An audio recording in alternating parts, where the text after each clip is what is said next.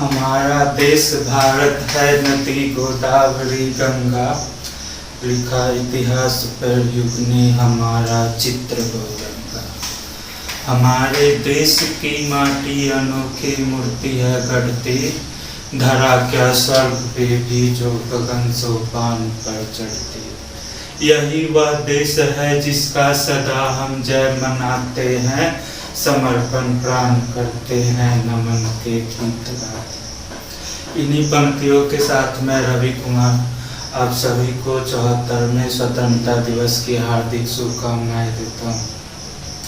और आज का दिन अपने वीर शहीदों को, वीर सपूतों को याद करने का है, जिसके कारण आज हमारा देश स्वतंत्र है। हम लोग इस स्वतंत्रता की हवा में सांस ले रहे हैं। तो स्वतंत्रता, शांति, अहिंसा, इसके साथ साथ आपका सशक्तिकरण जुड़ा हुआ है। मतलब हम लोग सब स्वतंत्र है, इसका सीधा अर्थ है कि हम लोग सशक्त हैं और देश को सशक्त करने में आपका भौतिकी का भी बहुत बड़ा योगदान है। आइंस्टीन ने एक छोटा सा इक्वेशन दिया, E बराबर mc स्क्वायर, द्रव ऊर्जा प्रमेय। ठीक है, तो एनर्जी और मैटर को इक्विवेलेंस कर दिया। ब्रह्मांड का संपूर्ण पदार्थ वास्तव में ऊर्जा का रूप है। किसी भी पदार्थ को ऊर्जा में बदला जाता है और यह एक छोटा सा समीकरण और पूरे विश्व का मानचित्र बदल दिया। उस समय से लेकर और आज तक यही इक्वेशन पूरे विश्व पे राज कर रहा है। तो हम लोग भौतिकी की कक्षा में भी पढ़ेंगे आगे, जब आप लोग बढ़िएगा तो न्यूक्लियर रिएक्टर के विषय में पढ़िएगा, जिसमें नियंत्रित श्रृंखला अभिक्रिया कराई जाती है और अनियंत्रित श्रृंखला अभिक्रिया परमाणु बम में होता है। और वही परमाणु शक्ति है जो आप लोग पढ़े होंगे। पिछले भारत चाइना युद्ध में सीधा चाइना अटैक कर दिया इंडिया पर, लेकिन अभी खुरछाड़ काट के रह गया, लेकिन हिम्मत नहीं हुआ कि वह बॉर्डर के समीप आ सके, इधर आंख उठा के दे सके। तो यह आप जैसे भौतिकी के पढ़ने वाले विद्यार्थी, शोधार्थी, इसका ही कमाल है, क्योंकि वह तकनीक किसी ने हमें भीख में नहीं दी। हमने खुद से उसको समझा, उस पर नियंत्रण किया। आपका परमाणु मिसाइल, पृथ्वी, अग्नि, सारी श्रृंखला, अभी आपका फाइटर प्रोग्राम है LCA तेजस। ठीक है, तो फिजिक्स का क्षेत्र और फिजिक्स का ताकत का कोई जोड़ नहीं है। एक शब्द में कहे तो फिजिक्स प्रकृति है, बिल्कुल। और बहुत गिने चुने नियमों से पूरे प्रकृति का संचालन भौतिकी करता है। तो यह जो अनुभव हम लोग 15 अगस्त को, स्वतंत्रता दिवस को, जो सनसनी झुंझुनी महसूस करते हैं, जो ऊर्जा अपने अंदर महसूस करते हैं, अगर भौतिकी के टर्म में सोचा जाए तो भौतिकी तो कहता है कि ब्रह्मांड की संपूर्ण ऊर्जा, संपूर्ण पदार्थ ऊर्जा के रूप में है, जो न नष्ट होता है ना ही पैदा होता है, केवल उसका रूप बदलता है। तो जो हमारे वीर सपूत, जो भारत माता के लाल, जो अपना शहादत दिए देश की रक्षा में, देश की आज़ादी में, तो उन सभी की भी तो पुण्यात्माएं कहीं न कहीं ऊर्जा के रूप में मौजूद है, इसी ब्रह्मांड में मौजूद है। और आज के दिन हम सबको वह संदेश देती है, हमारे अंदर यह भाव पैदा करती है कि आप सशक्त बनिए, क्योंकि शांति तभी तक कायम रह सकती है जब तक हम लोग सशक्त हैं। तो भौतिकी बिल्कुल इम्पोर्टेंट पहलू है। आज के दिन आप लोग भी प्रण कीजिए। भारत बहुत रॉकेट तकनीक में महारत हासिल कर लिया, लगातार एक से एक रॉकेट आपका छोड़ते जा रहा है। क्रायोजेनिक तकनीक में, क्रायोजेनिक इंजन में महारत हासिल कर लिया। फाइटर प्लेन भी बनाया, लेकिन अभी तक यह इंजन बनाने में सफल नहीं हो पा रहा है। कारण है कि जिस तरह के मटेरियल की आवश्यकता है उतना हाई हीट को बर्दाश्त करने के लिए, उतना थर्स्ट को बर्दाश्त करने के लिए वह तकनीक बहुत ही उच्च प्रौद्योगिकी है, बहुत ही हायर फिजिक्स का चीज़ है, जिसमें अभी तक हम लोग सफलता नहीं प्राप्त कर सके। तो आप लोग प्रण कीजिए कि जल्दी से आप लोग अपना पढ़ाई ख़त्म कीजिएगा और जाके DRDO ज्वाइन कीजिए और वहाँ पे जाके रिसर्च को पूरा कीजिए, क्योंकि आज अगर हम लोग इंजन बना पाते फाइटर प्लेन का तो LCA तेजस ही राफेल के बराबर हो जाता। हमें इतना खर्चा करके राफेल लाने की भी आवश्यकता नहीं पड़ती। तो खैर ये बात होती रहेगी, हम लोग भौतिकी की कक्षा में है तो भौतिकी से जुड़े विषयों पर चर्चा तो करते ही रहेंगे।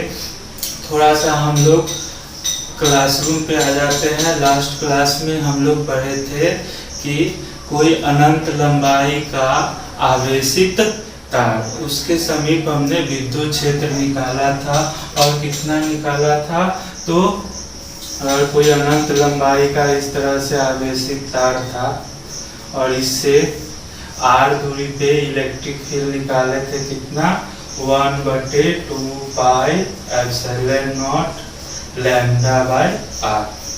और देखो अगर यह केवल मैग्नीट्यूड लिखे हैं, जब भी यह ट्रिक याद रखें कि आपको वेक्टर के टर्म में लिखना हो, जैसे इधर तीर दे दिए तो अब तो ये वेक्टर है, केवल मैग्नीट्यूड से काम नहीं चलेगा, हमको दिशा भी चाहिए। तो इलेक्ट्रिक फील्ड का दिशा किसके लॉन्ग है, r के लॉन्ग है, तो r की दिशा में एक यूनिट वेक्टर r कैप से गुना कर दीजिए, हो गया यह वेक्टर, या मैग्नीट्यूड हो गया या डायरेक्शन हो गया।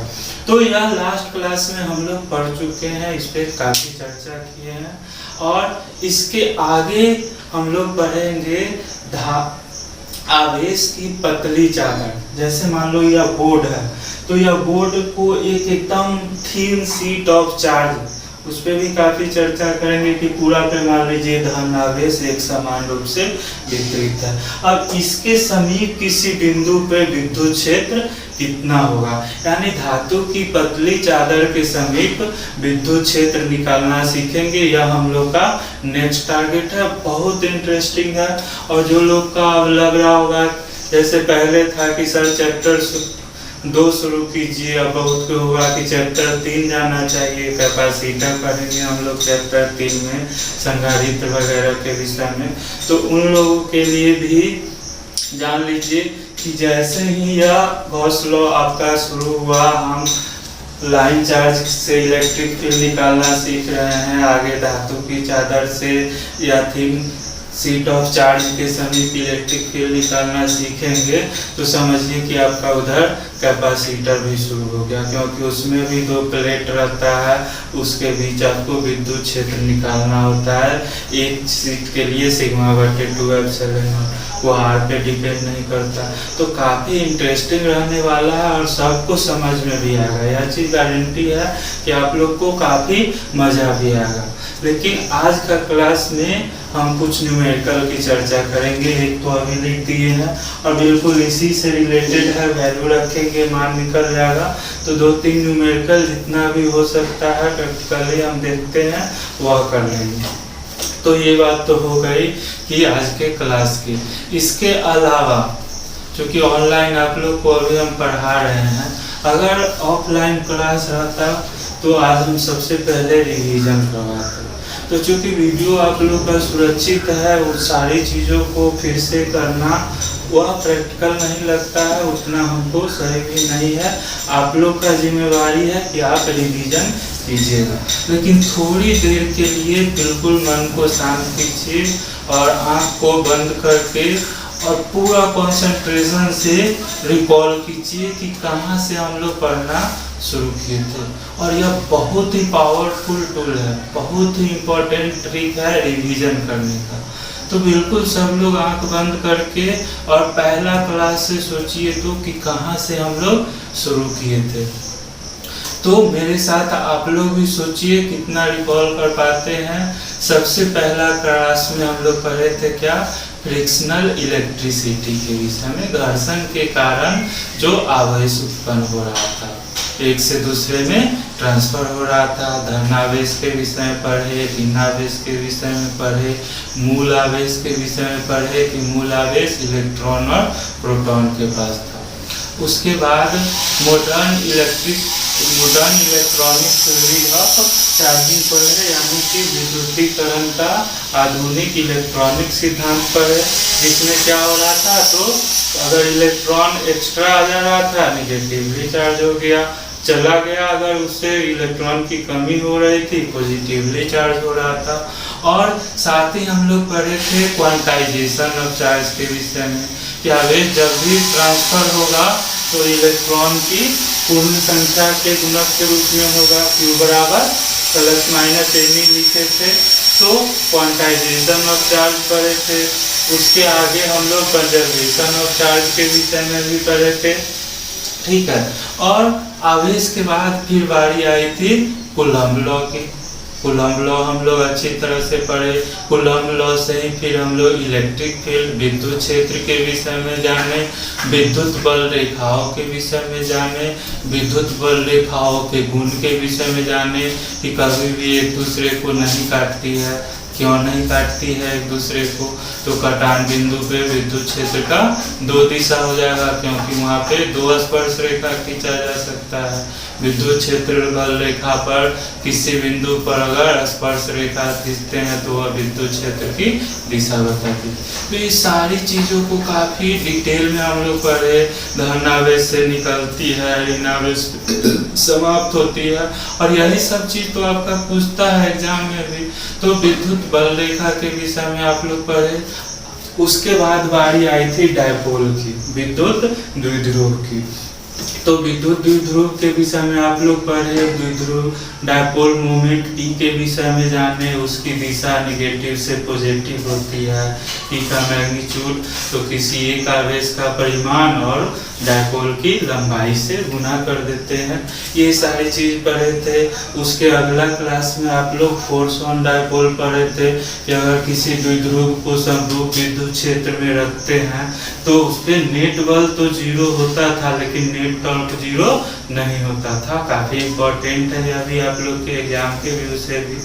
अब फिर गॉस लॉ हम लोग शुरू किए। गॉस लॉ में एरिया वेक्टर के विषय में हम लोग पढ़े, ठीक है।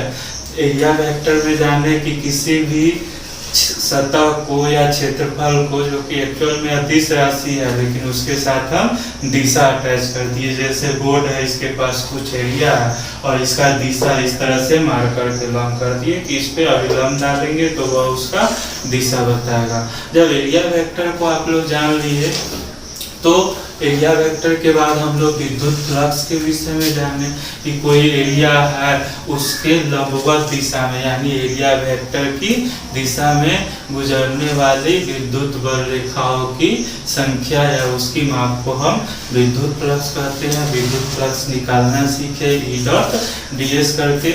और विद्युत फ्लक्स के बाद हम लोग क्या पढ़े, तो गॉस का प्रमेय पढ़े, जो कि कहता है कि किसी बंद पृष्ठ से, जिसको कि गॉसियन पृष्ठ कहते हैं, गुजरने वाला कुल विद्युत फ्लक्स किसके बराबर होता है, तो चार्ज इनक्लोज बटे एप्सिलॉन नॉट, यानी उस बंद पृष्ठ के अंदर का नेट आवेश बटे एप्सिलॉन नॉट। अब गॉस लॉ हम लोग पढ़ लिए। उसके बाद गॉस लॉ की सहायता से कूलम्ब लॉ को निकाले, फिर कूलम्ब लॉ की सहायता से गॉस लॉ को निकाले। देख लीजिए, फिर आप लोग को लास्ट क्लास में हम लोग पढ़े कि कोई रैखिक आवेश घनत्व था, लैम्डा था, तो उसके समीप विद्युत क्षेत्र की तीव्रता। यहाँ तक हम लोग पढ़ चुके हैं।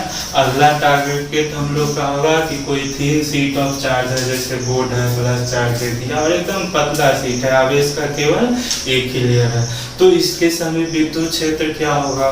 काफ़ी इंटरेस्टिंग है। ऑब्जेक्टिव वगैरह में जैसे पॉइंट चार्ज से अगर इलेक्ट्रिक फील्ड r दूरी पर निकालते थे तो 1/r² के ई बराबर क्या होता था, 1/4πε0 Q/r², यानी वह 1/r² के लंब वैरी कर रहा था।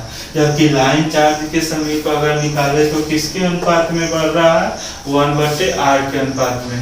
और जब शीट 3 शीट ऑफ चार्ज जब आप पढ़ेंगे कि जैसे यह बोर्ड अगर मेरा 3 शीट ऑफ चार्ज रहता और इसके समीप हमको विद्युत क्षेत्र निकालना रहता तो वह सिग्मा बटे एप्सिलॉन नॉट आता, सिग्मा बटे 2 एप्सिलॉन नॉट एक्चुअल में आता एक शीट के लिए। तो सिग्मा बटे 2 एप्सिलॉन नॉट में तो आर कहीं है भी नहीं। पॉइंट चार्ज में 1/r² था, लाइन चार्ज में 1/r था, लेकिन जब शीट ऑफ चार्ज आया तो उसमें आर ही न पता हो गया, केवल इलेक्ट्रिक फील्ड बता सिग्मा बटे 2 एप्सिलॉन।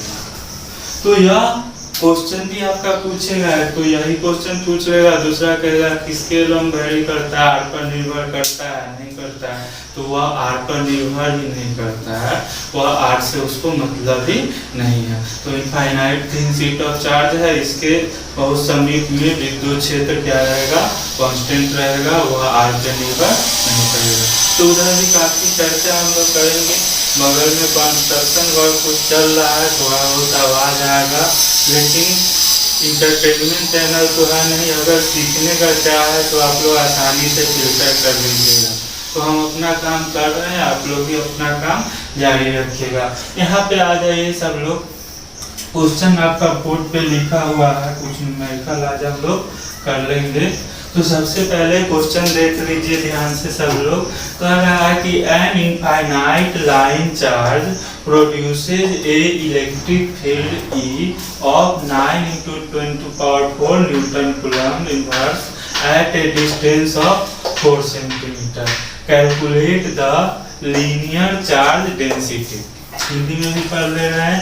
एक अनंत लंबाई के आवेशित तार से 4 सेंटीमीटर की दूरी पर विद्युत क्षेत्र E 9 × 10⁴ न्यूटन पर कूलम्ब है। आवेश का रैखिक घनत्व लैम्डा का मान ज्ञात कीजिए। क्वेश्चन है, आप लोग पहले नोट कर लीजिएगा आसानी से सब लोग। तो यहाँ पे थोड़ा सा हम लोग को समझना है कि क्वेश्चन तो बहुत बेसिक लेवल पे है, सिंपल सा क्वेश्चन आपका है। जो यह फार्मूला पढ़े हैं कल निकाले हैं, इसी पे आपका वैल्यू रखेंगे, मिल जाएगा। लेकिन एग्जाम में आसान क्वेश्चन में भी आप लोग नर्वस होते हैं, थोड़ा सा घबराते हैं। तो हमेशा याद रखिए कि क्वेश्चन जितना आपसे पूछता है उससे ज्यादा तो वो आपको बता ही देता है। तो जब भी क्वेश्चन पढ़िए ध्यान से, सबसे पहले उससे आंकड़ा निकालिए कि यह क्या क्या हमको दे रहा है, और 2-3 चीज देगा, एक चीज आपसे पूछ लेगा, बहुत आसानी से बनेगा। तो कह रहा था आपका कि कोई इनफाइनाइट लाइन चार्ज है, मान लीजिए यही आपका इनफाइनाइट लाइन चार्ज है, और इसका आवेश घनत्व लैम्डा मान लेते हैं, रैखिक आवेश घनत्व इसका लैम्डा है। अब कोई भी आवेश है तो आवेश का गुण पढ़े हैं कि वह आसपास के क्षेत्र में कुछ परिवर्तन लाता है, जिसको विद्युत क्षेत्र कहते हैं। तो इस पे भी आवेश है, यह भी क्या करेगा, इलेक्ट्रिक फील्ड जनरेट करेगा, विद्युत क्षेत्र पैदा करेगा। तो वही कह रहा है कि कोई लाइन चार्ज है, वह इलेक्ट्रिक फील्ड प्रोड्यूस कर रहा है, उसका तीव्रता कितना है, 9 × 10⁴ न्यूटन पर कूलम्ब। और कितना दूर पर यह विद्युत क्षेत्र जनरेट हो रहा है, तो 4 सेंटीमीटर की दूरी पे जनरेट हो रहा है, यानी तार से 4 सेंटीमीटर की, यानी R बराबर आपका क्या हो गया, 4 सेंटीमीटर। तो कुछ नहीं कर रहा है, यह कर रहा है कि लीनियर चार्ज डेंसिटी लैम्डा का वैल्यू आप बताइए। तो आपको पता है कि E का वैल्यू कितना होता है, तो कल ही हम लोग पढ़े थे।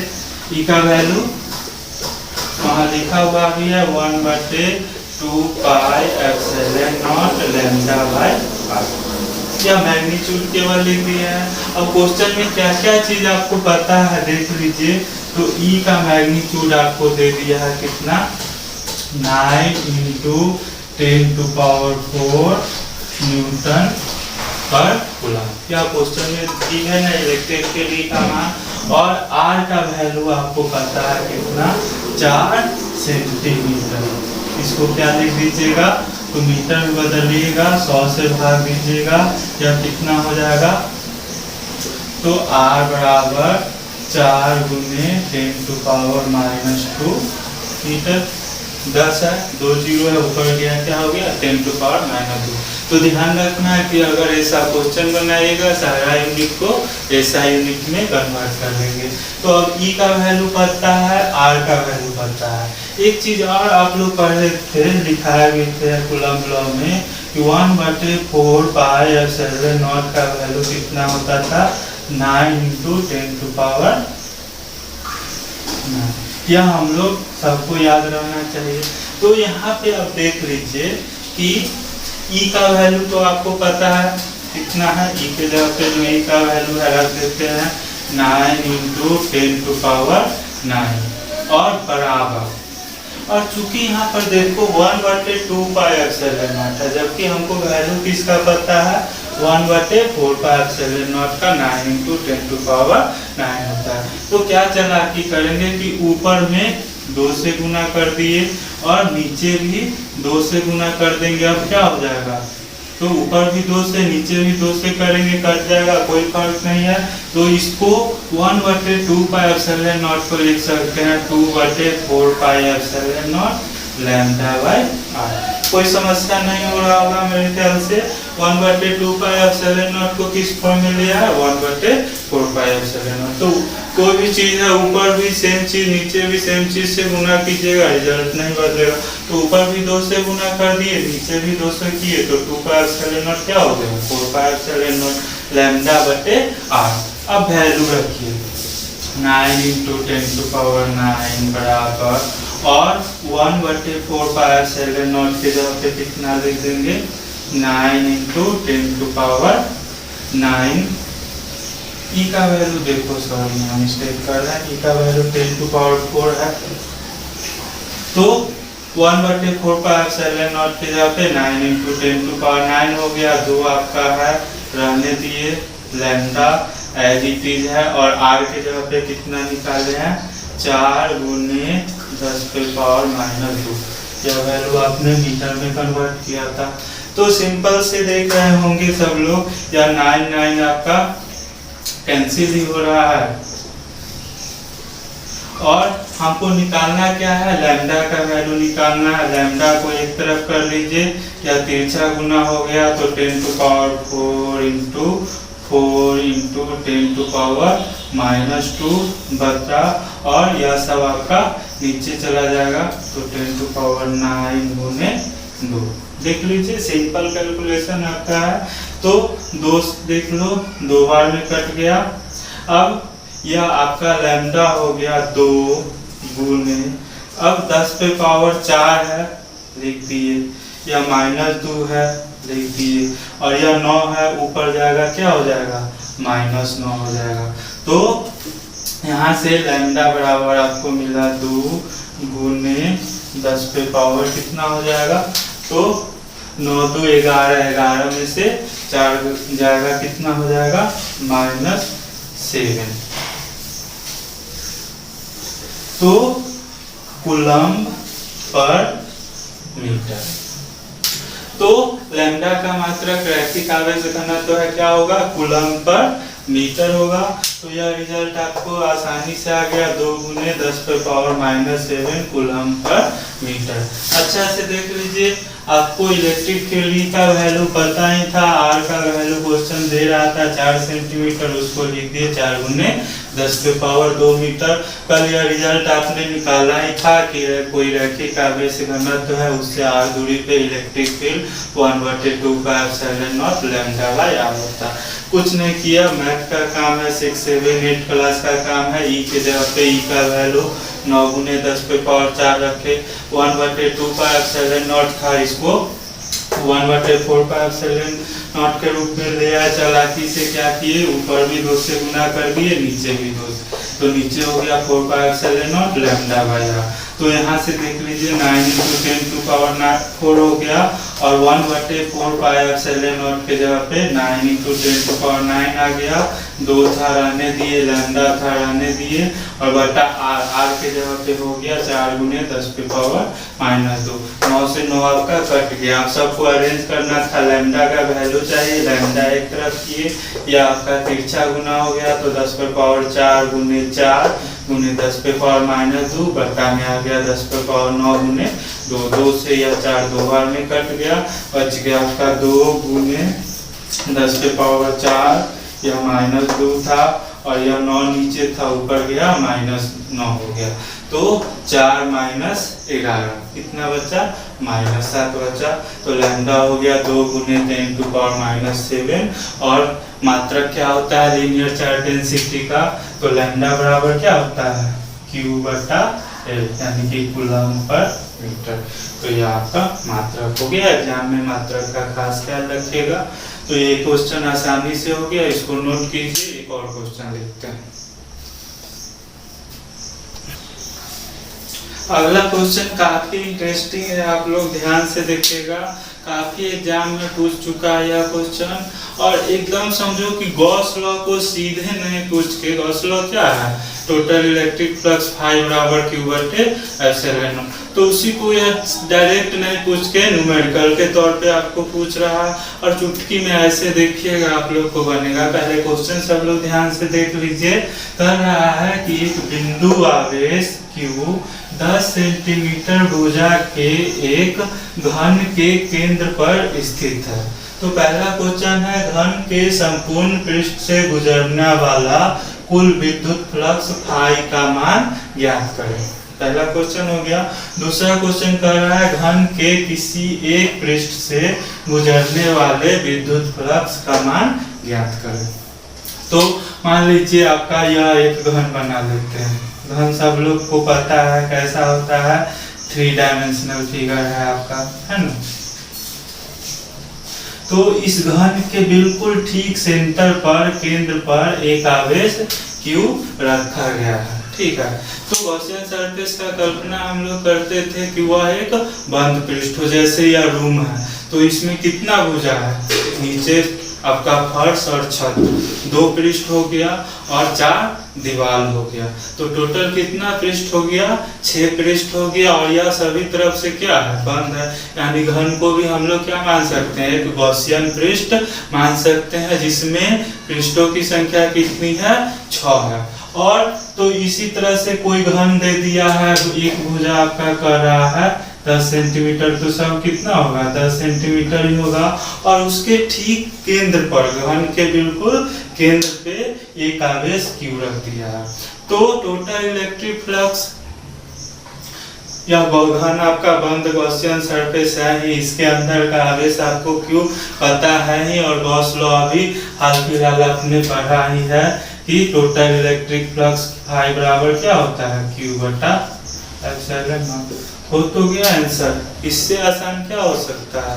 और कितना एग्जाम में आप लोग देखिएगा प्रीवियस ईयर्स में, खास के नीट वगैरह में भी पूछा। तो सीधा वो गॉस लॉ को ऑब्जेक्टिव में नहीं पूछ के इस तरह से पूछ लिया, आसानी से बन जाएगा आप लोग का। दूसरा क्वेश्चन भी काफी इंपॉर्टेंट है, काफी बार यह रिपीट करता है, थोड़ा थोड़ा चेंज करके आपको तो Q का कहीं पे मान दे देगा कि इतना माइक्रो कूलम आवेश है, तो उससे भी कोई फर्क नहीं पड़ना चाहिए। तो कह रहा है कि घन के किसी एक पृष्ठ से गुजरने वाले विद्युत फ्लक्स का मान ज्ञात करें। देखो थोड़ा सा चेंज है इसमें, क्या है कि सभी संपूर्ण पृष्ठ से गुजरने वाले विद्युत फ्लक्स का मान, तो संपूर्ण पृष्ठ से गुजरने वाला विद्युत फ्लक्स हो गया Q/ε0। अब यहाँ पे कहना है सेकेंड में कि किसी एक पृष्ठ से गुजरने वाला विद्युत फ्लक्स का मान बताइए। तो चूंकि घन में कितना पृष्ठ है 6 पृष्ठ है, और आवेश बिल्कुल केंद्र पर है, यानी सब पृष्ठ इससे क्या है सिमेट्री पर है, सब इससे समान दूरी समान पोजीशन पे है। तो उस हिसाब से सभी पृष्ठ से गुजरने वाला फ्लक्स क्या होना चाहिए समान होना चाहिए।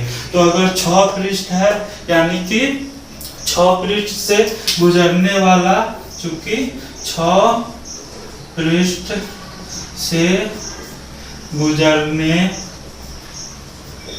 वाला फ्लक्स अभी आपने निकाला कितना है Q/ε0, इसलिए एक पृष्ठ से गुजरने वाला फ्लक्स कितना हो जाएगा Q/6/7। तो यह भी देख लीजिए आपका आंसर क्या हो गया Q/6/7। तो कितना सिंपली आपका कंसेप्ट फिजिक्स काम करता है, कंसेप्चुअल प्रॉब्लम तो बिल्कुल इसी तरह का रहता है। तो बहुत आसानी से, चूंकि 6 पृष्ठ था, 6 पृष्ठ सब आपका आवेश से बिल्कुल सिमेट्री पे था, तो सभी से समान फ्लक्स गुजरेगा। तो टोटल इलेक्ट्रिक फ्लक्स Q बटा एप्सिलॉन नॉट था, तो एक पृष्ठ से कितना हो गया, Q बटे 6 एप्सिलॉन नॉट हो गया। तो वीडियो काफी लंबा हो रहा है, हम तो 1-2 क्वेश्चन और करवाते, लेकिन आज का क्लास यही रखना पड़ेगा आप लोग के लिए। एक सिंपल सा ट्रिक आप लोग को बताते हैं, कोई नहीं बताता होगा जल्दी, कि आप लोग में बहुत के मन में होगा IIT मेडिकल करने का। तो चूंकि मेरी सिस्टर को हम खुद से पढ़ाए हैं, डॉक्टर भी बनी और बिल्कुल गांव के स्कूल से पढ़ के बनी। आप लोग के समय पे 2 बार क्लासरूम में भी उसको ले भी गए थे, आप लोग से इंटरेक्ट भी हुआ था सब कुछ। तो हम प्रचार के लिए नहीं कर रहे हैं, हम जो ऑब्जर्व किए उसका एक स्टेप, कि एक सिंपल स्टूडेंट, गांव का स्टूडेंट जो कभी कोई कोचिंग नहीं गया, कहीं बाहर पढ़ने नहीं गया, गांव के स्कूल में रह के और नॉर्मल 4 से 6 घंटा पढ़ाई करके, लेकिन यह 4 से 6 घंटा बिल्कुल हम हमेशा से 9th 10th वगैरह में भी देखे कि वह रेगुलर उतना देर पढ़ते रहे। तो असली चीज़ आप समझिए कि जैसे साल भर आप पढ़े, फिजिक्स पढ़े, तो आपका रिवीजन जब पहला बार अगर करते हैं कोई काम, जैसे कोई चीज़ पढ़े, तो वह दिमाग का ऊपरी लेवल में हल्का सा, जैसे आज ही पढ़े या कल कुछ पढ़े, तो वह एक लेयर तैयार हुआ। मान लीजिए 10 दिन, 15 दिन, 20 दिन में एक लेयर तैयार हुआ। लेकिन जब आप रिवीजन कीजिएगा तो वह 15 दिन का काम हो सकता है, कोई 2 दिन में कर लेगा, कोई 3 दिन में कर लेगा। उसके बाद फिर से रिवीजन कीजिएगा तो वही काम 1 दिन में हो जाएगा। और एक ऐसा स्टेज आ जाता है, खास के IIT मेडिकल वाले जो जेन्युइन स्टूडेंट है, जो रिजल्ट देने वाले हैं, तो साल भर का आपका पढ़ा हुआ वह 45 मिनट में रिवाइज कर सकता है। और जिस दिन आपके पास वह 45 मिनट में पूरा रिवीजन का क्षमता आ गया, आप समझिए कि आप एलिजिबल हो गए, आप IIT मेडिकल के लिए एलिजिबल हैं। और यह रिवीजन से होता है, बहुत ही पावरफुल टेक्निक है रिवीजन। जैसे जैसे रिवीजन कीजिएगा दिमाग में वह आपका लेयर बनता जाएगा, आपको खुद का आइडिया लगेगा। जरूरी नहीं है कि कोटा का और दिल्ली का टीचर आपको आइडिया देगा, हम आपको आइडिया देंगे, ट्रिक बताएंगे, आप अपना ट्रिक बना लीजिएगा और वही सबसे कारगर ट्रिक होगा। तो जरूरत है सही दिशा में प्रयास करने का। और अगर IIT मेडिकल का सपना लिए हैं तो इतना रिवाइज कर लो कि एग्जाम सेंटर से घुसने से पहले भी अगर आपको 2 घंटा टाइम है तो PCM आपका रिवीजन हो जाए, फिजिक्स, केमिस्ट्री, मैथ या बायोलॉजी आपका रिवीजन हो जाए, और वह बार बार आपको रिवाइज करने से होगा। तो यह बहुत इम्पोर्टेंट चीज़ है। दूसरा चीज़ कि 45 मिनट का रिवीजन, तो ऐसा नहीं है कि आप मेरा पूरा वीडियो और पूरा बुक भर के 45 मिनट में आप पढ़ लीजिएगा, रिवीजन कर लीजिएगा। उसके लिए लगातार आपको नोट बनाना पड़ेगा। जितना बार रिवाइज कीजिएगा, इम्प्रोवाइज कीजिएगा, उसमें से जो चीज़ आपका भूलने वाला है, जो चीज़ आपका इम्पोर्टेंट लगा, कोई नया चीज़, और देखिएगा आपका नोट धीरे धीरे धीरे धीरे बिल्कुल ऐसा फॉर्म में आ जाएगा कि आप 45 मिनट में उसको ख़त्म कर दीजिएगा। और यह 45 मिनट याद रखिएगा कि अगर आप 45 मिनट में रिवीजन करने का क्षमता ले आते हैं तो आपका रिजल्ट कोई नहीं देखेगा। तो कल के क्लास में हम लोग थिन शीट ऑफ चार्ज के समय इलेक्ट्रिक फील्ड निकालना सीखेंगे, वह भी काफ़ी इंटरेस्टिंग रहेगा। Thank you.